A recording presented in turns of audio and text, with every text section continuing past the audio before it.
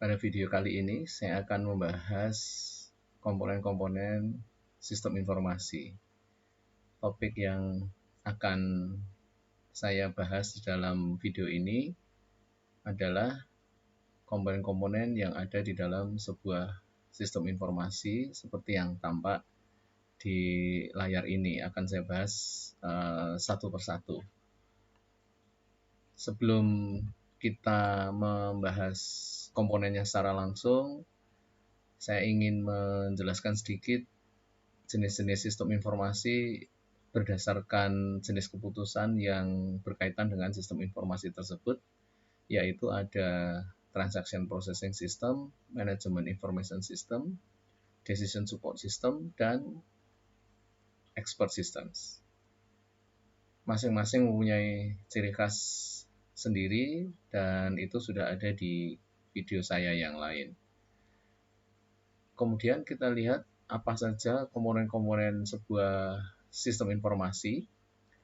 Seperti tampak pada layar ini, yang pertama adalah basis data. Dan di dalam basis data ini nanti akan ada 3 jenis basis data, yaitu ada basis data internal, basis data eksternal, dan basis data yang berisi data asumsi.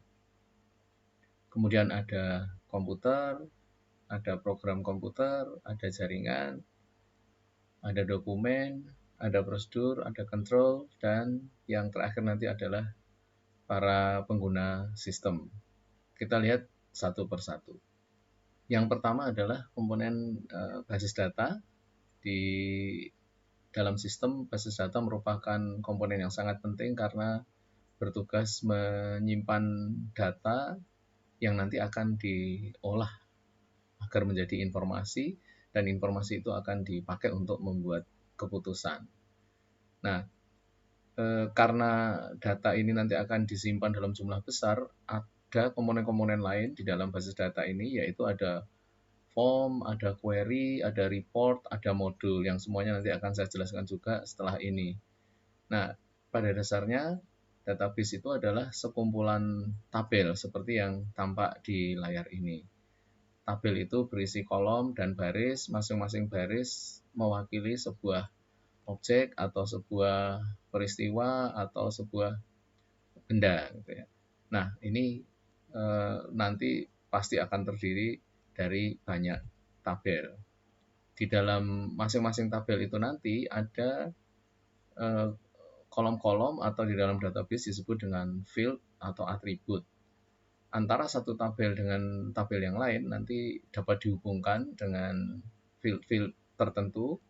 Nah, hubungan itu nanti akan memungkinkan database itu menghasilkan informasi yang lebih banyak daripada tabel sendiri-sendiri. Oleh karena itu, sangat penting mendesain basis data yang berisi tabel, dan tabel ini nanti bisa di-link atau bisa direlasi dengan tabel-tabel yang lain. Ya. Kemudian komponen yang kedua adalah perangkat komputer.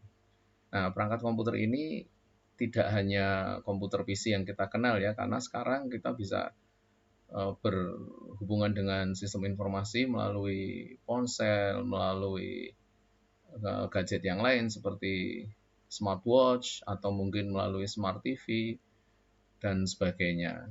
Nah, di sini nanti kalau kita mengatakan komputer itu tidak hanya komputer PC tapi berbagai jenis perangkat pintar yang dapat digunakan untuk mencatat transaksi atau mendapatkan informasi. Kemudian komponen berikutnya adalah program komputer, karena perangkat keras pasti harus dilengkapi dengan perangkat lunak. Nah, program ini macam-macam bahasa pemrogramannya, itu nanti merupakan sekumpulan perintah-perintah yang berfungsi untuk menjalankan fungsi-fungsi tertentu yang diharapkan dari sebuah program. Kalau program itu digunakan untuk mencatat penjualan di sebuah toko misalnya, maka nanti perintah-perintahnya adalah perintah-perintah yang berkaitan dengan penjualan di sebuah toko tersebut. Nah, untuk membuat program nanti diperlukan seorang programmer komputer. Kemudian komponen yang lain adalah jaringan komputer atau jaringan komunikasi yang nantinya akan digunakan untuk mengirimkan data atau informasi dari satu titik atau dari satu terminal ke terminal yang lain.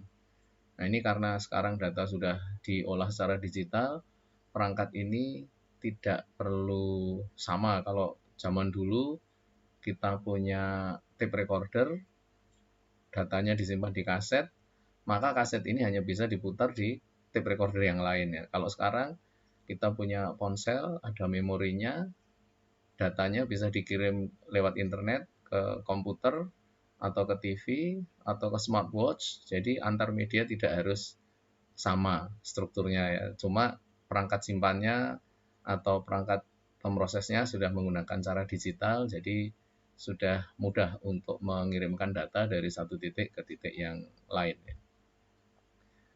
Komponen yang lain adalah dokumen. Dokumen ini merupakan komponen sistem yang digunakan untuk menangkap data melalui user. Karena kalau user menangkap data dengan cara manual atau dengan cara mereka sendiri, mungkin nanti tidak akan bisa seragam, sulit disimpan jadinya. Oleh karena itu, ada formulir seperti yang tampak di layar. Memang saat ini kita masih banyak melihat formulir-formulir yang dicetak di kertas. Tetapi sebetulnya kita harus mengubah sistem dari sistem yang berbasis kertas itu ke sistem digital sehingga semua data nantinya akan dicatat di layar ya, tidak harus di komputer ya, tadi sudah dijelaskan di depan, bisa saja melalui ponsel, bisa saja melalui tablet atau melalui smartwatch atau melalui TV ya, jadi banyak kemungkinannya. Kemudian komponen berikutnya adalah adanya prosedur. Prosedur ini merupakan langkah-langkah baku yang sudah dirancang sebelumnya untuk menangani suatu transaksi. Nah, transaksi itu bukan hanya transaksi jual beli, tetapi ini adalah transaksi yang dimaksudkan untuk memperbaiki data atau informasi. Jadi perubahan data itu di dalam sistem informasi disebut transaksi. Misalnya saja sebuah meja dipindah dari ruangan A ke ruangan B di dalam sebuah organisasi, itu kalau bisa dicatat sehingga informasinya akan terupdate gitu ya. Nah, sehingga kalau nanti ada pertanyaan di manakah meja yang ini itu, biasanya di ruang A, kalau kita lihat di komputer, oh ini sudah pindah ke ruang B. Jadi transaksi ini maksudnya luas ya, tidak hanya jual beli, tetapi semua perubahan data. Kemudian sistem akan menghadapi berbagai risiko, bisa risiko kegagalan, bisa risiko sabotase, dan masih banyak lagi. Itu ada ilustrasinya di layar ini. Nah, untuk mencegah ini semua, maka sebuah sistem harus dilengkapi dengan kontrol, ya, dengan pengendalian yang baik sehingga diharapkan berbagai ancaman ini dapat dikurangi atau dapat diminimalisasi. Nah, ini setiap sistem harus dilengkapi dengan sistem pengendalian seperti ini. Ya, kalau perusahaan tidak bisa merancang sendiri, sudah ada beberapa panduan, sudah ada beberapa acuan yang dapat digunakan, misalnya adalah internal control framework atau internal external enterprise risk management, keduanya diterbitkan oleh COSO, atau COBIT yang diterbitkan oleh ISAKA, dan masih banyak lagi. Nanti akan ada pembahasan di video tersendiri. Ini adalah berbagai ancaman yang saat ini ada di dalam sistem. Setiap hari semakin ada cara-cara baru untuk meretas atau merusak atau mengganggu sistem. Oleh karena itu, organisasi atau perusahaan harus selalu mengawasi sistemnya agar tetap dapat berjalan dengan baik. Nah, kemudian pengguna sistem itu cukup banyak ya. Itu ada para pengembang sistem, kemudian ada anggota manajemen di perusahaan, dan para end user yang biasanya terdiri dari para operator dan para pelanggan atau para customer ya.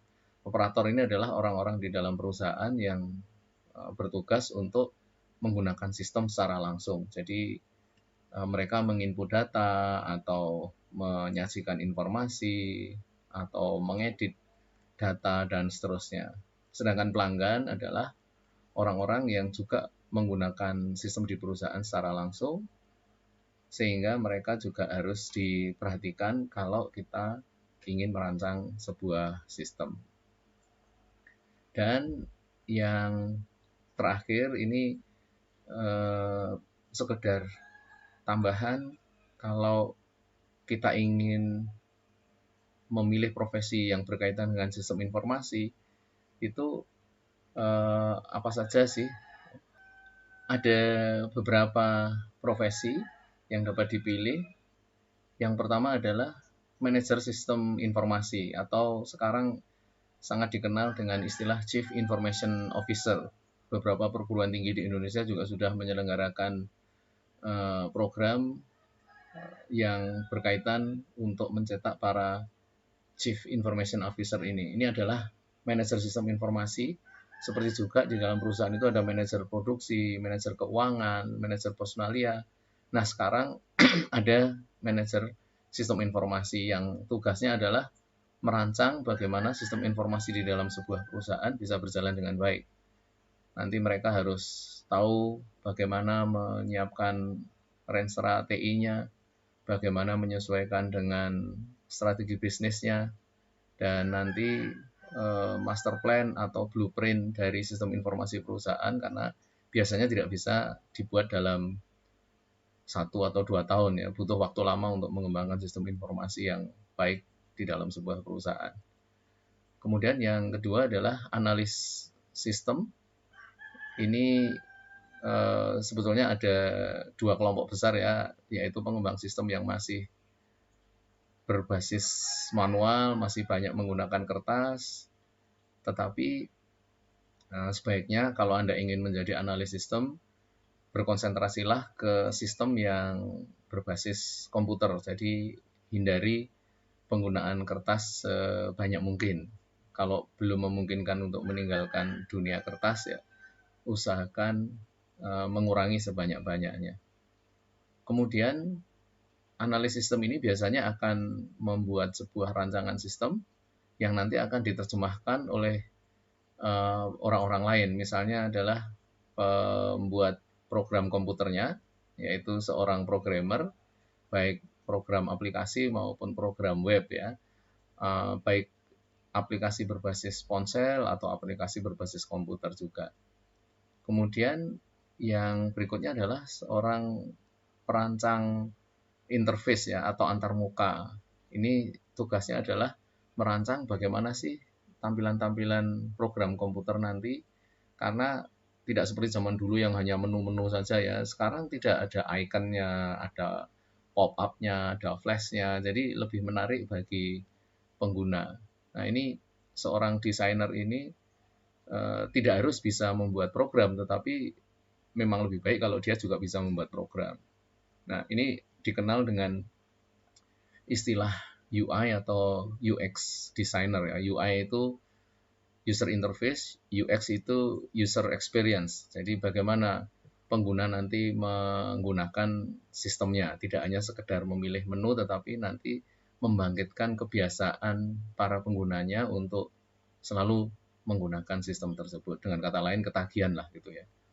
Kemudian ada juga profesi lain, yaitu pembuat perwarupa atau prototype designer. Ini adalah orang yang membuat perwarupa sebuah sistem, belum sistem yang berjalan sesungguhnya, tetapi sudah mirip-mirip dengan sistem yang sesungguhnya. Kalaupun tuh ada data, itu hanya data contoh saja ya. Jadi bukan data yang sebenarnya. Kemudian ada perancang prosedur, ini orang yang memikirkan bagaimana sih prosedur untuk menangani sesuatu, misalnya untuk menjual tunai, untuk menjual secara angsuran, untuk menjual kredit, atau menjual secara konsinyasi, itu nanti dia merancang seperti itu. Profesi lainnya adalah ada perancang basis data, yaitu orang yang bertugas untuk merancang basis data yang diperlukan untuk sebuah sistem informasi. Karena data ini juga harus dirancang dengan baik. Kalau database-nya dirancang dengan keliru, maka nanti pengembangan sistemnya juga akan sulit. Ya. Kemudian ada lagi yaitu seorang auditor. Nah, auditor ini adalah orang yang bertugas untuk memeriksa apakah sistem itu sudah berjalan dengan baik sesuai yang diharapkan oleh pihak manajemen atau belum. Atau sistemnya ini sudah kuat dari berbagai serangan atau dari berbagai risiko atau belum. Nah, ini auditor ini ada yang berkonsentrasi untuk memeriksa prosedur-prosedurnya, ada juga yang berkonsentrasi di bidang komputer dan proses yang ada di dalamnya. Nah, ini beberapa profesi ya, tentu masih banyak lagi sesuai dengan perkembangan zaman. Nah, bagi Anda yang berada di profesi akuntansi misalnya, kira-kira profesi Anda akan terancam oleh perkembangan teknologi informasi ini atau tidak? Kalau kira-kira pekerjaan-pekerjaan atau fungsi-fungsi yang ada di dalam akuntansi itu bisa dikomputerisasi, tentu orang-orang yang diperlukan di dunia akuntansi akan tersingkir dengan adanya perkembangan teknologi. Misalnya untuk mencatat transaksi penjualan tiket ya, atau transaksi penjualan di toko. Nah, sekarang kan sudah bisa dilakukan sendiri oleh usernya atau oleh pembelinya, sehingga tidak diperlukan petugas untuk mencatat transaksi itu.